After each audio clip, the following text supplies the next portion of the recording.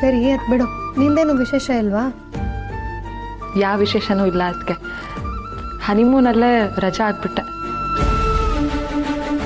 ಅಲ್ಲ ರತ್ನ, ನಿಂಗೆ irregular periods ಇನ್ನೂ ಸರಿ ಹೋಗಿಲ್ವಾ? ನಾನು ಕೊಟ್ಟಿರೋ ಮೆಡಿಸಿನ್ಸ್ ತಗೋತಿದ್ಯಾ ತಾನೆ? ಹ್ಞೂ ಅದಕ್ಕೆ. ಆದರೂ ಹಿಂಗಾಗ್ತಿದ್ಯಾ? ಸರಿ, ಏನಿಲ್ಲ ನೋಡಿದ್ರಲ್ಲಿ PCOD PCOS ಅಂತ 2 ಥರ ಇರುತ್ತೆ. PCOD ಅಂತಂದರೆ ಪಾಲಿಸಿಸ್ಟಿಕ್ ಓವರಿಯನ್ ಡಿಸೀಸ್ ಅಂತ. ಇದೊಂಥರ ಆರೋಗ್ಯ ಸ್ಥಿತಿ ಅಂತಾನೆ ಹೇಳ್ಬೋದು.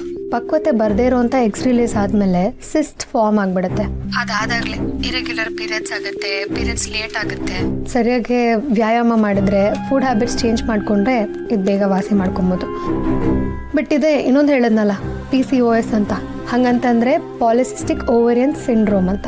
ಇದು ಸ್ವಲ್ಪ PCODಗಿಂತ ಸ್ವಲ್ಪ ಸೀರಿಯಸ್ ಇಶ್ಯೂನೇ. ಇದರಲ್ಲಿ ಎಗ್ಸ್ ರಿಲೀಸ್ ಆಗೋದು ನಿತ್ಯ ಹೋಗ್ಬಿಡ್ಬೋದು. ಬಟ್ ಹೆದರ್ಕೋಬೇಡ ನೀನು. ನಿನ್ನ ಜೊತೆ ಸ್ಕ್ಯಾನಿಂಗಿಗೆ ನಾನು ಬರ್ತೀನಿ, ರಿಪೋರ್ಟ್ಸ್ ತೊಗೊಳ್ತೀನಿ, ನೋಡೋಣ. ಸರಿ ಅದಕ್ಕೆ. ಆದರೆ ಇವಾಗ ನನಗಿಂತ ಜಾಸ್ತಿ ಪಾಪ ರಶ್ಮಿಗೆ ಸಮಸ್ಯೆ ಇದೆ. ನೀವು ಅವಳ ಜೊತೆ ಇರಿ. ಅದೆಲ್ಲ ಸರಿ ಹೋಗುತ್ತೆ ರತ್ನ.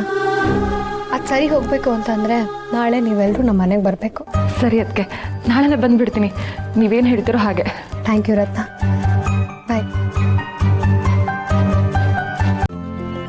ಇಂದೇ ಡೌನ್ಲೋಡ್ ಮಾಡಿ ಮತ್ತು ನಿಮ್ಮ ನೆಚ್ಚಿನ ಶೋಗಳನ್ನು ಆನಂದಿಸಿ.